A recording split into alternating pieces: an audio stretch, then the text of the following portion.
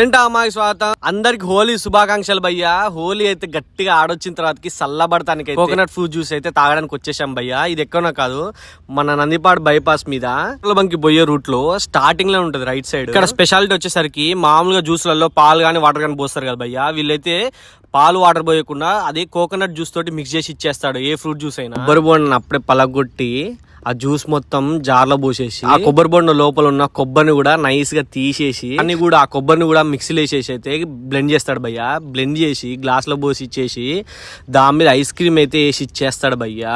అయితే హెల్త్ కి మాత్రం చాలా అంటే చాలా మంచిది భయ్యా. టేస్ట్ కూడా చాలా బాగుంది. ఇదైతే పక్కా ట్రై చేయాలి ఐటమ్. సమ్మర్ లో అయితే బాగా సలవా చేస్తుంది. ఇంకా ఫ్రూట్ జ్యూస్లు వచ్చేసరికి అయితే మనం దానిమ్మ ఫ్రూట్ జ్యూస్ అయితే టేస్ట్ చేసేద్దాం భయ్యా. నార్మల్గా దానిమ్మ మస్తు టేస్ట్ ఉంటది. ఇది with combination coconut fruit juice కదా, ఇదైతే ఇంకా చాలా బాగుంది. హెల్త్ కూడా చాలా మంచిది. మీరు మాత్రం ఈ ప్లేస్ పక్కా విజిట్ చేయాల్సిందే భయ్యా. మన మిరాలు